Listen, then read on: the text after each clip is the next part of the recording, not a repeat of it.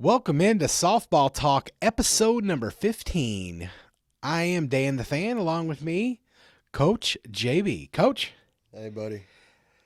Coach, welcome back. I know you are still in your recovery process. Yeah. I know you have been taking it easy, but we are always delighted to have you in studio. And as we're kind of winding down our 2023 podcast, I just wanted to go over some things this week, talk about some things that have been on my mind and kind of how we sum up our season, our first 15 episodes. And this is where we put it on you, the viewers, is to come back at us with suggestions or things we did right, things we did wrong, things that you would like to see in 2024. Yeah. Give us some suggestions on things you would like us to talk about or even look into. If there's things that you're interested in, and how does, the KHSAA come up with certain ways of, how they do things or whatever, send those suggestions in. We'd like to hear about it, and we'll look into it. If we don't know the answers, we'll look into it and we'll find it. Yeah, absolutely. Coach, something that I wanted to talk about was you being a head coach, the difference and the main differences between coaching boys and girls. I know we have a lot of dads or moms on here that coach their team, or maybe it's a rec league that they're kind of getting wrangled into doing. Maybe they helped with T-ball and then now they're moving up to like an 8U coach pitch.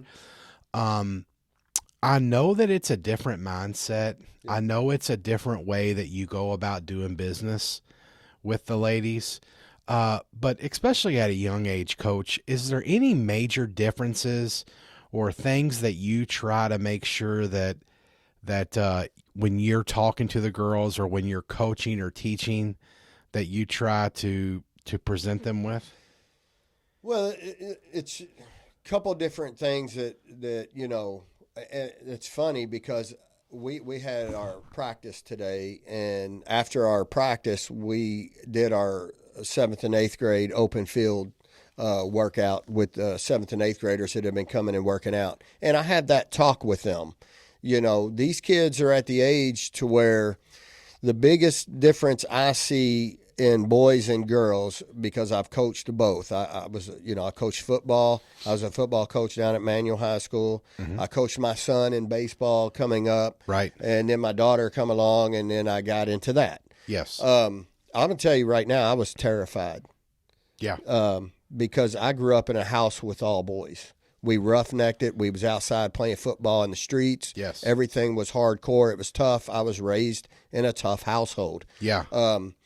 So I was terrified, to the point to where I didn't know really how. And plus, I was in the military for, 11 years. Correct. Worked at the jail for 10 years. Yeah. And so I was accustomed to that tough, that hard-nosed type attitude, no emotion. I had to learn how to, because girls are sensitive. Yeah. And that was the biggest conversation that I had with this group this morning is it's okay for them to hold each other accountable on the field. Right. Okay. The difference I see with boys and girls is boys can get on each other and push each other and tell them to pick their game up, or they need to step it up or whatever. And they're okay. Yeah. They come out of the game and they're best friends. They get in the car and they go eat ice cream or whatever. Girls are a little bit more sensitive. Yeah. You talk to your girls about holding each other accountable, and they don't really know how to do that because girls put their heart into it. Yeah. Okay. So their feelings get hurt. Exactly. So if you got somebody making errors and a pitcher turns around and looks at them and says, "Hey, you got to step that up. We need you," they get their feelings hurt. Yeah. So then they get mad at each other, and then they don't want to talk to each other. But what they got to understand is, I try to tell them, being on the ball field in between those gates is like going to Vegas. What happens on the field stays on the field. Very good. Okay. Yeah. And at the end of the day, I don't care if you're a freshman, a sophomore, a junior, or a senior. When you're on the softball field, I don't care what your grade is in the school. Right. You're an athlete. Yep. Okay. So everybody is on equal level. Yes. Okay. So it's okay for each other to hold each other accountable. Yeah. Just simply looking at somebody and say, hey, you got to step it up. Yeah. It's got to be better, because at the end of the day, you have pitchers on the mound who are working hard, Yes. throwing a great ball game, Mm-hmm. and then we make 2 or 3 errors. Yeah. What does that do? That causes that pitcher to have to throw to 2 or 3 more batters. So Right. now her pitch count's going up. Mm-hmm. So you want her to last through a tough ball game that may go 10, 11 innings. You can't afford to continue to go out there and make 2 or 3 errors an inning, forcing her to throw to 2 or 3 extra batters every inning. Yeah. It So makes sense. at some point, it's okay for that pitcher to group them in, bring them in, and say, ladies, I need more. Yeah. You got to help me out here. Yeah. And for the girls in the field to understand that it's not, she doesn't want to be friends defriend each other or not, snap each other anymore. It's not that. It's in that moment that Right. we're trying to get something done and win the game. And coach, I see it.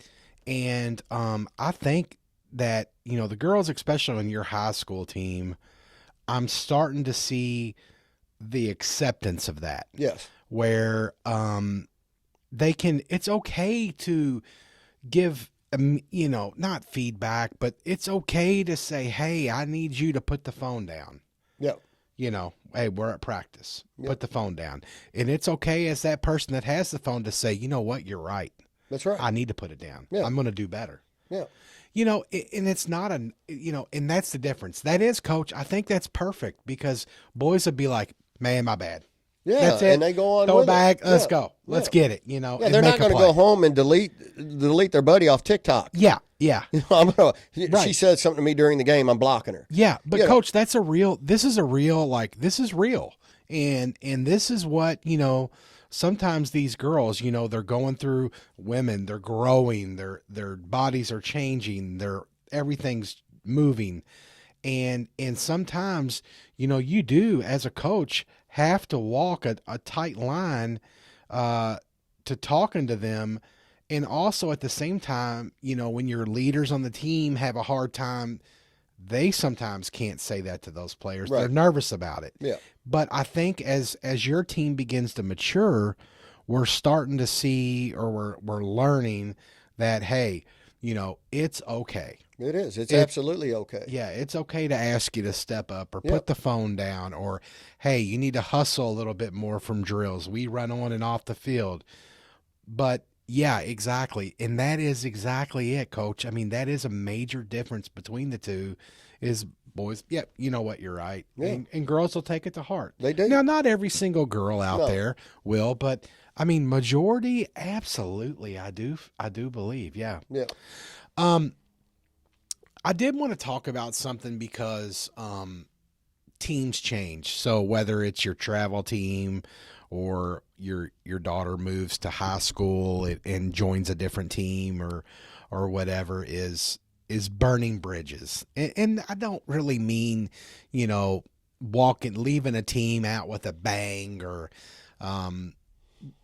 what I'm trying to say is don't feel like you need to leave a departing shot when you leave a team to somebody, because it is unbelievable after, playing 16U ball, how the teams and the players end up going full circle in a lot of instances, coach. 100%. And a kid that you would say that, my daughter will never play with at 8U.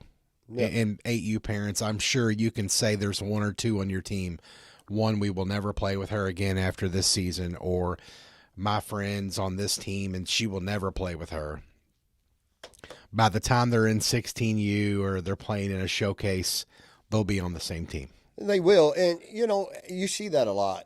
You get maybe somebody don't like somebody, Yeah. So I'm not going to go join that team. Mm-hmm. Or, there's a girl on that team that my daughter, didn't like because something happened 4 years ago. Correct. That's what I'm talking about holding stuff in. Yeah. Like you got to you got to get past that stuff. A prime example, okay? I had a player last year. She was a freshman, okay? She was coming to open fields. For some reason that I won't get into, she decided not to play. Okay. She was coerced by someone else who did not like me to not play high school ball. Okay. Somebody doesn't like Coach JB. Oh Imagine my that. gosh. Right. Right. Okay. So this year, this kid, how mature. Yeah. She calls me on the phone and she says, Coach, I really want to come back out to the team. Yeah. She says, I was very immature last year. I listened to the wrong people. I didn't make my own judgment. Yeah. I listened to everything they said, and it persuaded me not to play, and I missed out. Wow. She said, could you please just give me the chance to come back out and prove to you that I want to be a part of this team? Now, this kid is, a sophomore. Yeah. 15, 16 years old, right? Yeah. How mature to reach out to me Yeah. for that approach. Yeah. Okay. But again, she could have just went and stayed that way, mad or listened to somebody and just never came back out and missed her whole high school career of not playing a game that she loves. Yeah. So my response to her is yes, 100% you can come out because I don't hold no grudge against you. Yeah. I don't know you well enough for that. I was only around you for X amount of time during our workouts. Right. So I wasn't even able to form a judgment on you. Right. So, yes, you can come out. Yeah. And guess what? This kid has worked her rear end off. Yeah. I mean, she's putting in the work. Right. And, but again, you just can't listen to other people or revert back to something that happened 3-4 years ago and say, yeah, we're not going to that team. Yeah. And I mean, stepping back into the player that you're talking about, Coach, I mean, that's exactly the type of person you want on your team as a coach. That's like that story. And I know you'll talk to your girls about it once the season starts. If, there's lots of variables. If she makes the team, that is what you're wanting. That is what a, quote unquote mercy girl is, or a, whatever school girl, that is the type of person that you're looking to build. Yep. And, man, that just speaks volume for not only, just everything to understand that, hey, there's people out there that might not have the best interest of every girl in their mind. They might be selfishly thinking, hey, if we could pull this away from this coach or not have him play for, man, it's awful to hear, but it's also great to hear that kids can make that decision on their own and be mature enough at 16 or 15 or 14 to text a head varsity softball coach and let them know. Yeah, 100%. And, again, this kid has come out and she's worked hard, and now she has the chance to not only be on the team but actually get some playing time. Yeah. And if she would have kept that mentality that she had last year just by listening to someone else, she may have went 4 years and never been able to play the game and that's what she told me. I love softball. Yeah. And Coach, and sometimes too, because I've seen girls, especially in high school, take years off. I know a girl on your Freedom team that played for another high school a few years ago, took a year off. She was a catcher and then came back and actually caught, I think, her senior year maybe. Sometimes it takes a little bit to step away because they are so involved. And we as parents, sometimes maybe we push a little too much. I know I've caught myself before, especially like with, picking up for teams or this or that. These kids still need their breaks. They still need their time to be kids. And looking back now, some of those things we did at 10U and 8U, it's like, man, we were a little crazy parents. Oh yeah. Because, thinking back, it didn't matter at 8U or 10U. It has no, you know, whether we played in a tournament in Atlanta in July. Right. You know, it's a little crazy thinking back. Yeah. Now, it was fun. And I hope and I think my daughter, and she has lifelong friends because of it. It was a cool ride at that age. But looking back now, it's like, man, been through it now. It's like, wow, you know, that was that was crazy. Well, that's my biggest fear, and I talk about this in my hitting facility all the time. Is you talk about players taking off. Yeah. I hope that doesn't start happening in the future. Yeah. Where kids decide, and you see some of it now, where kids all of a sudden they get to a certain point in high school, and then they say, "Man, I just don't want to play no more." Yeah. Yeah, and I hope it doesn't, but you could possibly see more of that in the future for the simple fact that, look, we've talked about this on another podcast. You have 8 and 9-year-olds out there playing every weekend. Yeah. Traveling every weekend playing softball. Well, Coach, and now we're getting into, you know, indoor stuff, and, you know, they're playing in riding stables in different places, and, you know, crazy rules of hitting off a thing. And I mean, you know, if you want to do it once or twice, but man, trying to find something indoor every other weekend or something is insane. No, you got to let these kids be kids, man. Yes. And look, I learned the hard lesson. I was one of those dads. Yeah. When I had my younger team, we played all the time. Yeah. My daughter spent every birthday on a softball field. Yes. I can literally say that, every birthday on the softball field. Yes. And, you know, she never got to go to the lake with her friends. Yeah. She never got to go stay all night anywhere with her friends and have slumber parties. Mm-hmm. Why? Because we were always going and playing ball. Yeah. Well, at the end of the day, she goes through high school and she gets a couple college offers, and she says, "Dad, I don't want to play no more. Yeah. I'm done. Like, I just don't know that I love it as much as I used to." Yeah. Maybe that was my fault. Yeah. And that's why I run my team today the way I run it. Yeah. We don't play every weekend. Correct. We play every third weekend or something like that, because these are 15, 16-year-old kids. Right. They want to go to, you know, Susie's house and she's having a gathering for a birthday and you know, whatever, go bowling or whatever, and they want to be able to do that. And so, Coach, what I wanted to say is that, you know, my daughter has been on your team for the last year and a half, and we've had to miss a couple times. And something you do as a coach is you never say you cannot miss for travel, ever. No. And it's a breath of fresh air. Like, you never take it out on her negatively. Like, I know one of the times we missed was for a trip to Florida that her grandma kind of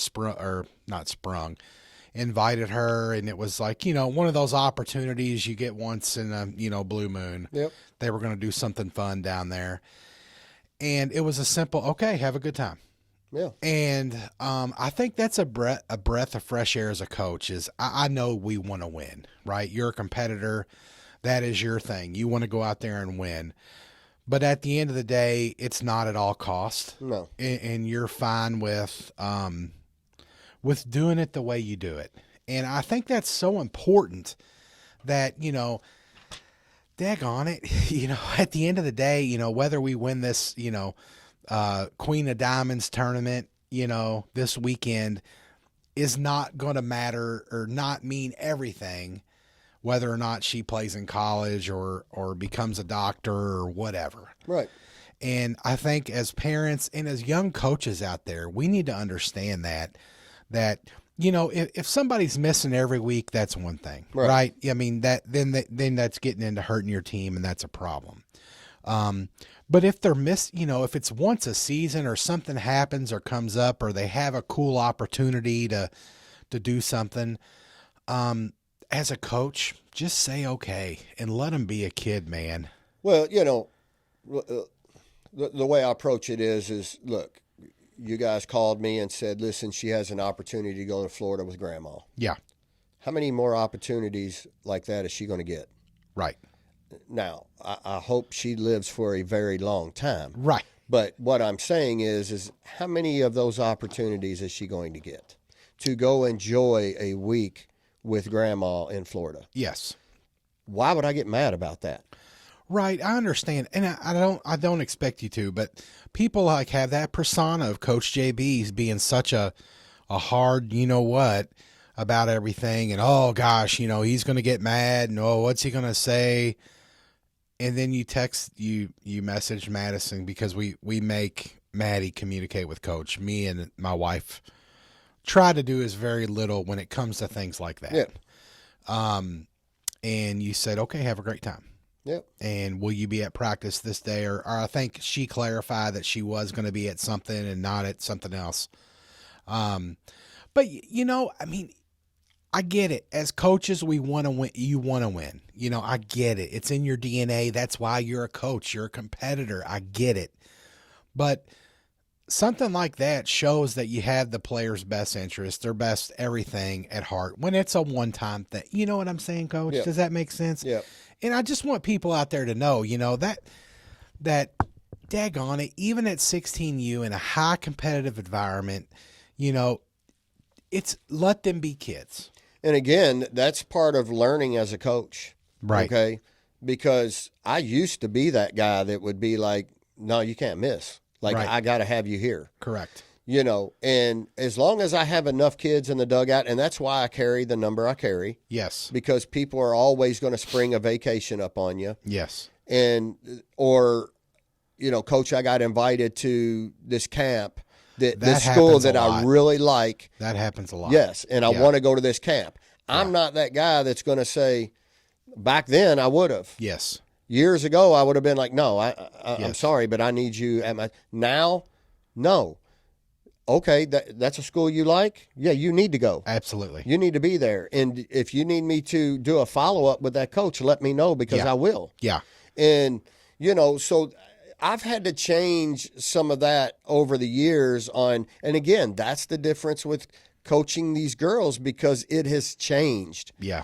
It has really changed where, you know, and I think, you know, COVID was part of a lot of that problem. Yeah. Because the kids were confined, were away from each other. Right. They, you know, and now you're trying to get a little bit of that back. Yes. By being a little bit tough with them. Yeah. But still, at the end of the day, you don't have to be that hardcore guy that says, no, no, no, it's my way, it's my way, it's my way. And again, like you say, a lot of people perceive me that way for some reason. Yeah, and that's why I wanted to bring it up. I mean, it's not a. I know you now that it's totally like I understand. I get where people see that as, because you're not, you know, it. You have that persona that, oh gosh, you know, he's this big bad JB, and maybe some of it's from the past when you were a little different. Could Maybe be. you've gotten a little more even keel. But yeah, no, that's why I wanted to bring it up, just to to explain to people, you know, it's not what it might be perceived to be. No, and Yeah. I'll tell you a funny story. So and I had a couple of my high school girls were there to help work with the 7th and 8th graders today. Yeah. So I'm talking to the 7th and 8th graders, and I'm like, look, here's the thing that you'll learn about me.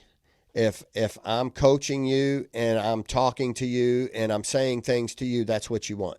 Okay. And one of the girls behind me goes, absolutely.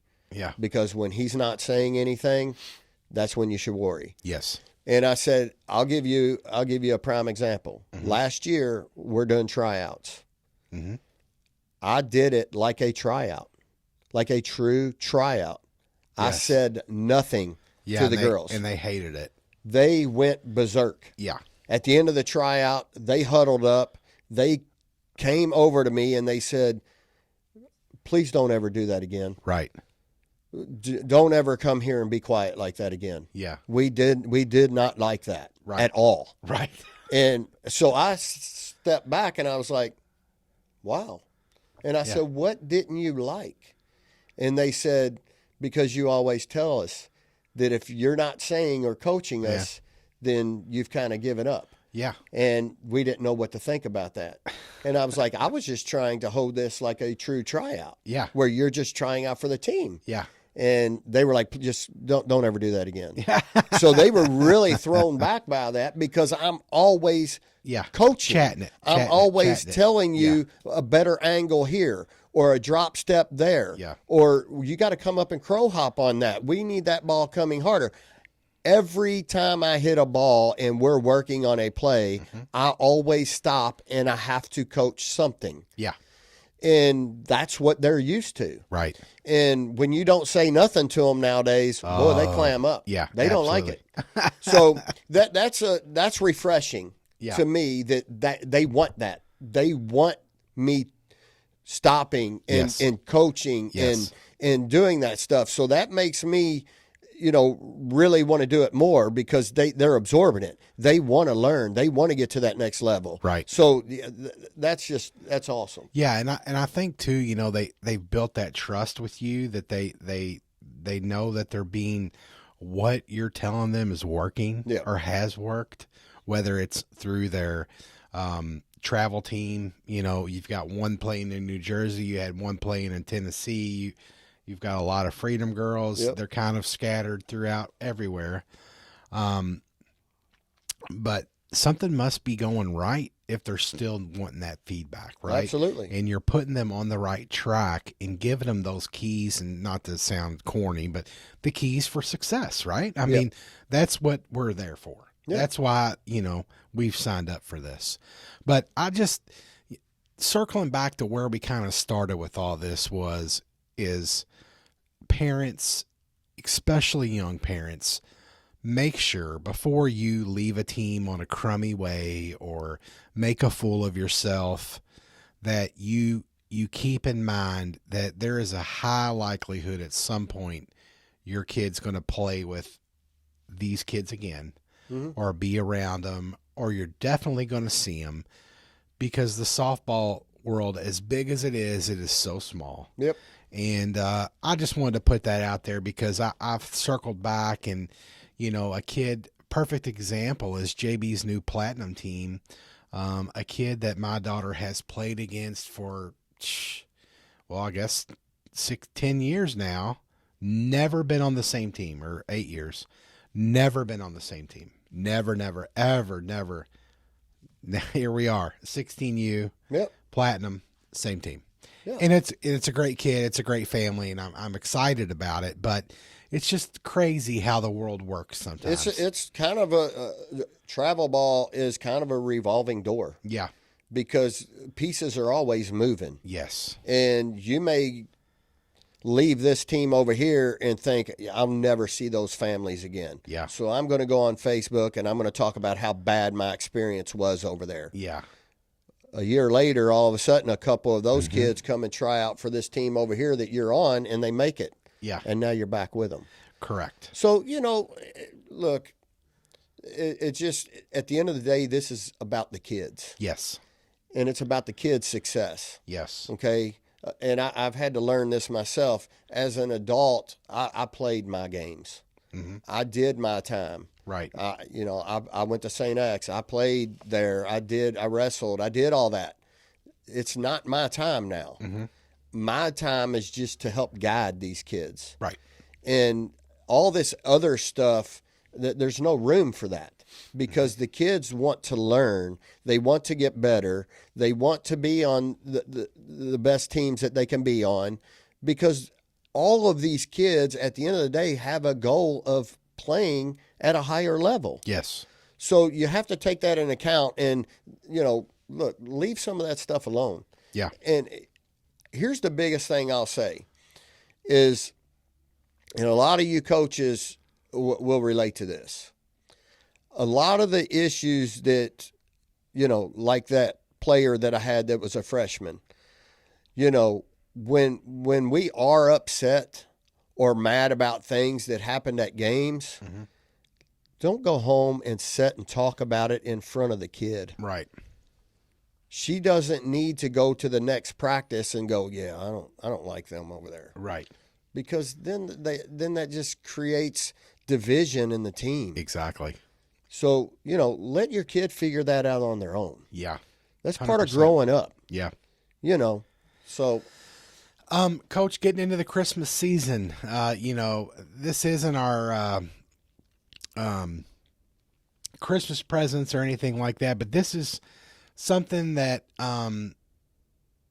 presents to us, things that we would like to see changed in the game of softball, whether it's travel, KHSAA, rec, whatever. And I have a short list here, and then you can chime in, please. One of the major things that I would love to see changed, not changed, but improved upon, is the video capabilities. Now, let me stop and say it's fantastic what we have. yeah.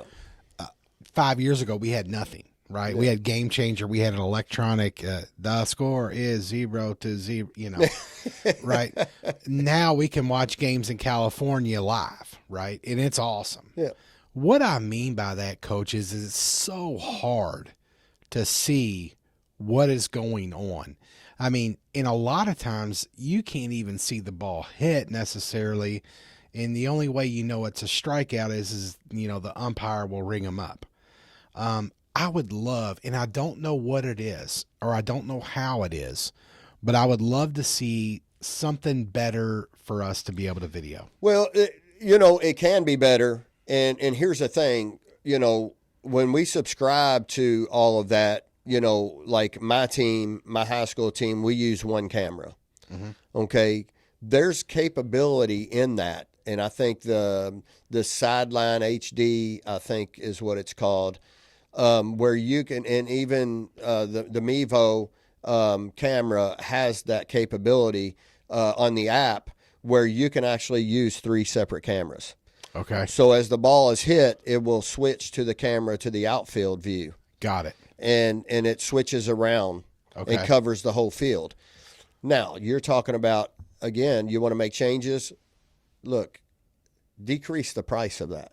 Yeah. Because when I pay that subscription, that's a bunch out of my pocket to pay to have 3 cameras going. Correct. So we use one camera. And we try to get as high as we can up on the backstop net so we can get the best view that we can.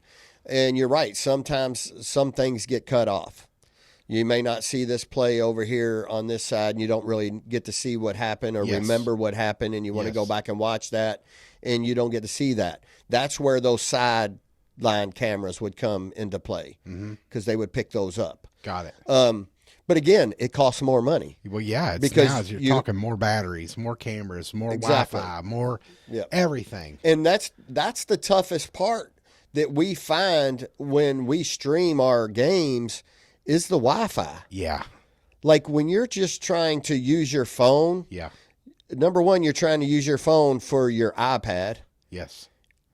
And it's too difficult to use your phone for the iPad and for the camera. Correct. Because it just lags. I just there's got to be a way so it's good, right? It's good. And I think night games are easier to see. Yeah. As a daytime game a lot of times.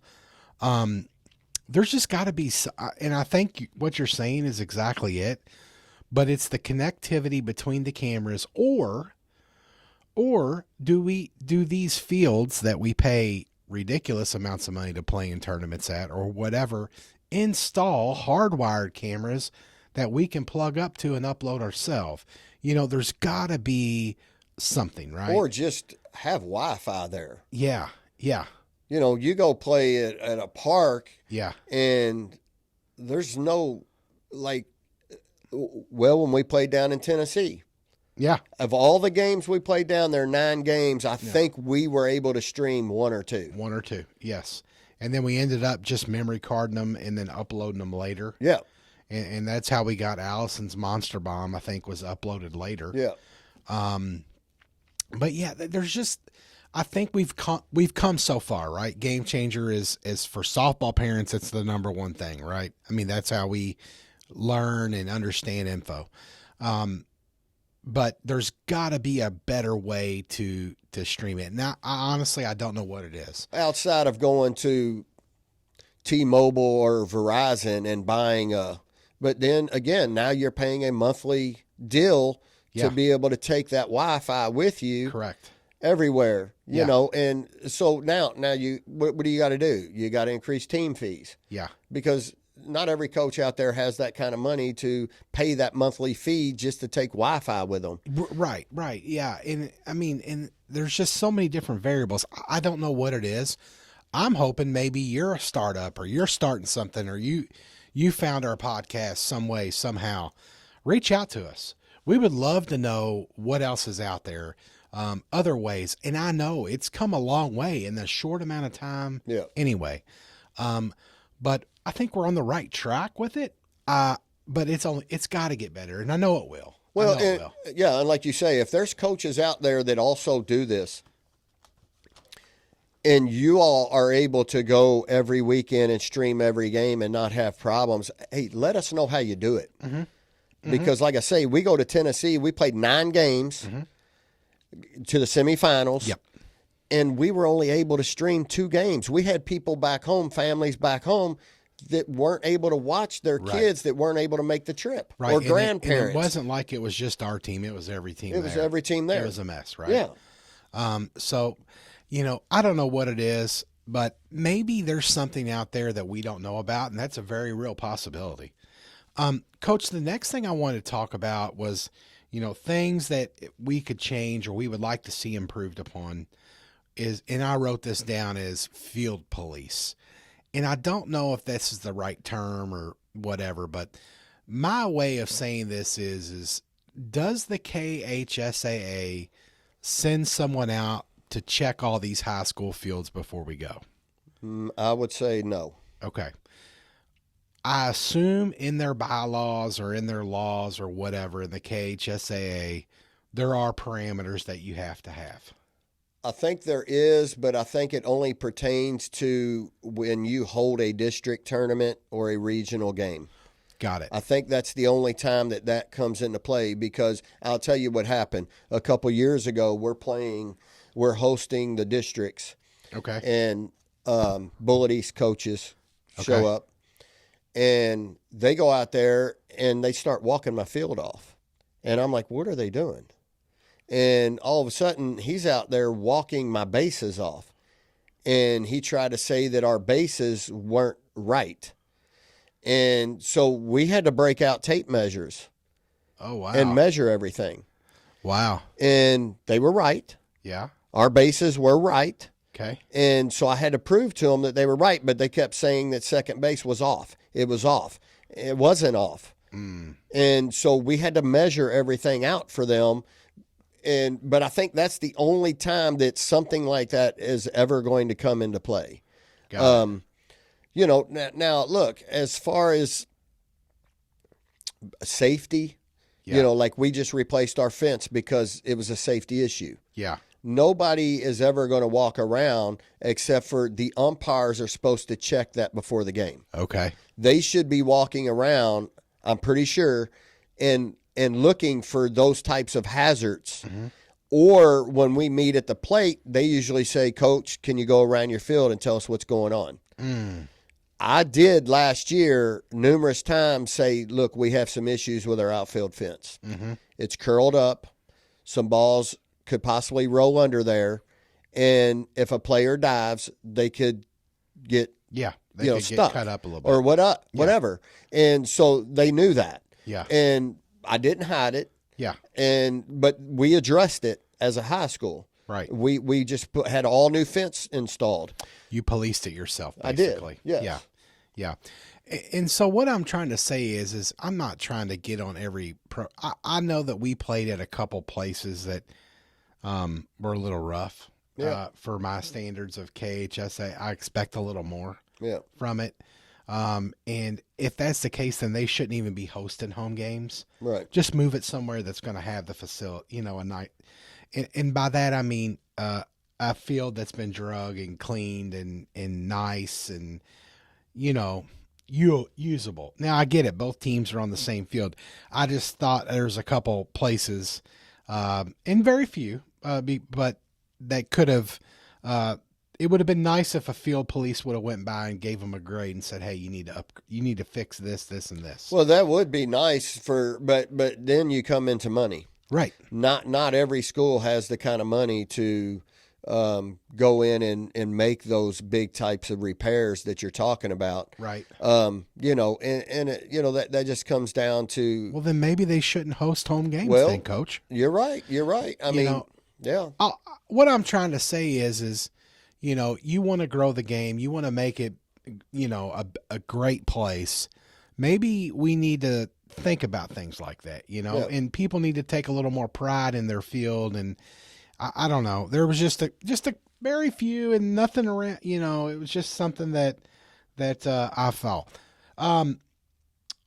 Things that we would like to see changed. Number 3, I would love to see a KHSAA fall short season. Yeah. 2-3 weeks, maybe 4. Games that mean nothing. Come play. A scrimmage. I just would like to see the availability for these, especially the new kids, right? Yeah. The JVs even. To get out there and get some work in against other opponents. And here's the thing is you can actually do that. You just have to call yourself something different.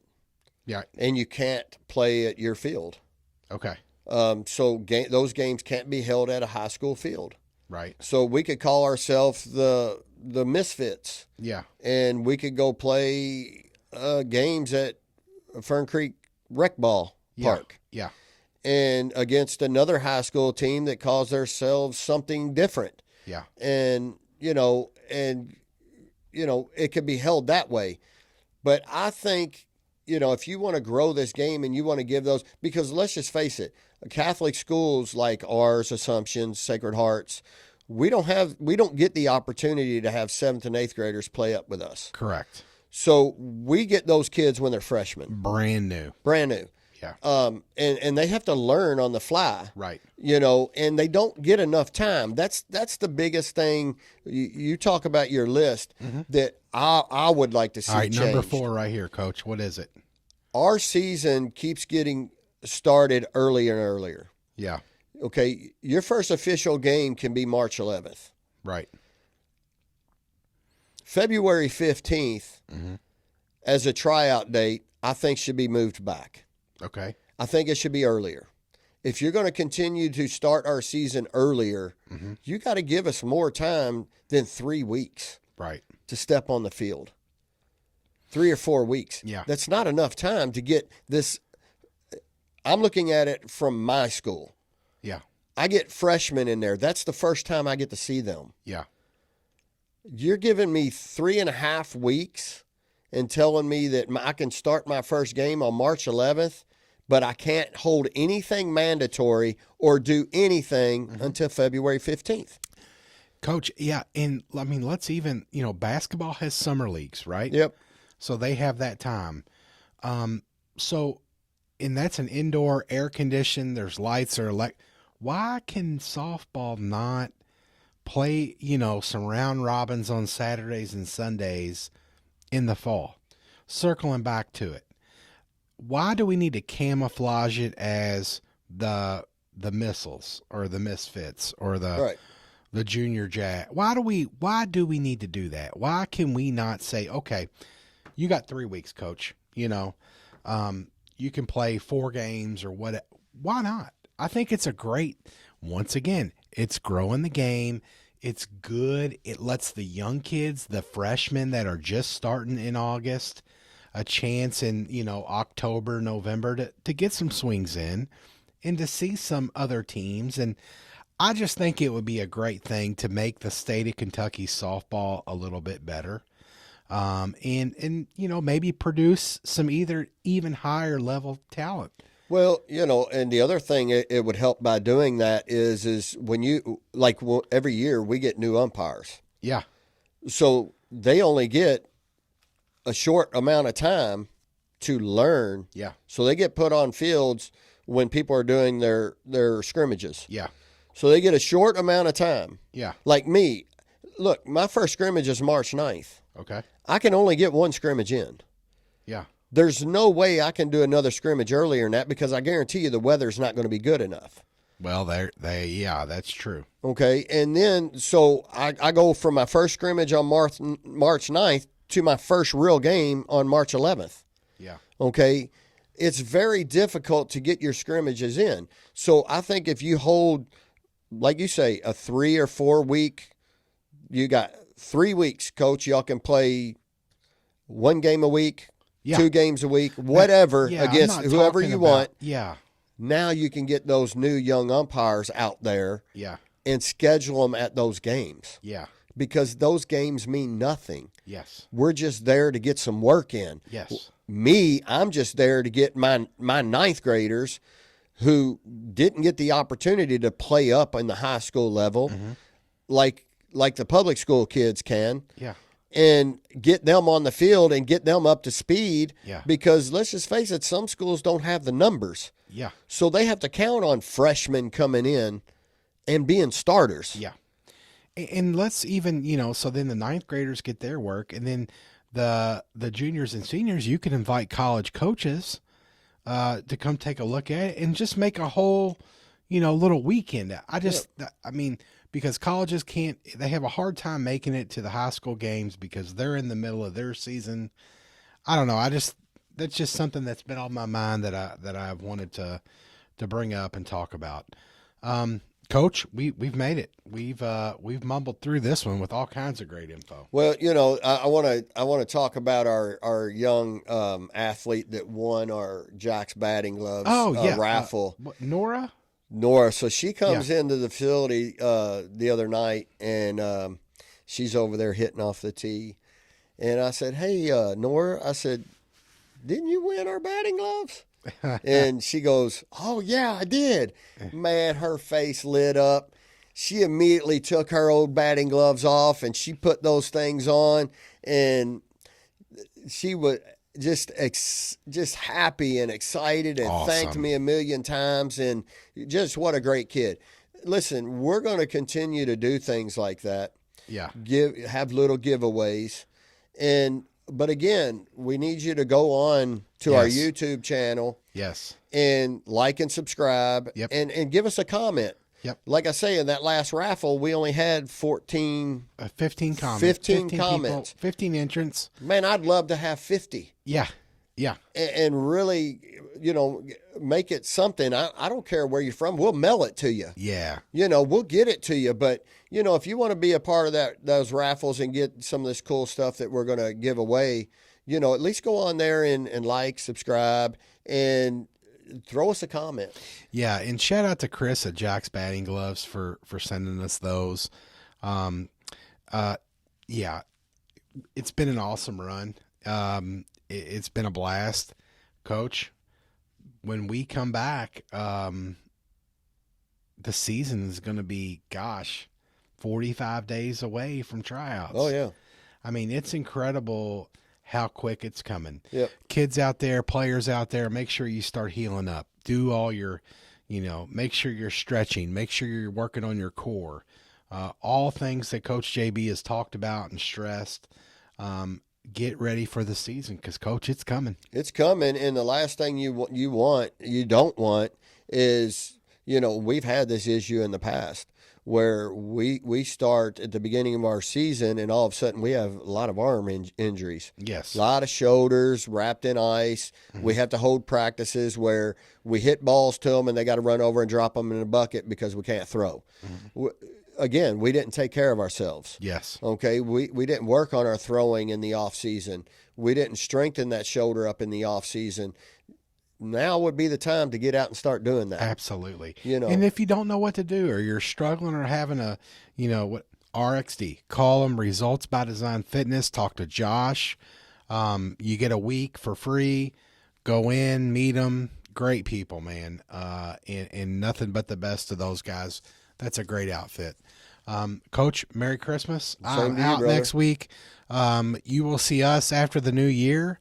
Make sure you like, comment, subscribe, socialize all of our media. I'm at Dan the Fan KY on Twitter. He is at KYCoach_JB. Give us a shout out. We had a parent reach out to me asking me some. We love it. We love the interaction. That's why we are here. I don't know everything. That's why I've got Coach JB. So, Coach, Merry Christmas. Same to you, brother. Merry Christmas to everyone out Yep. there. Yeah. And we will see you all in 2024. Absolutely.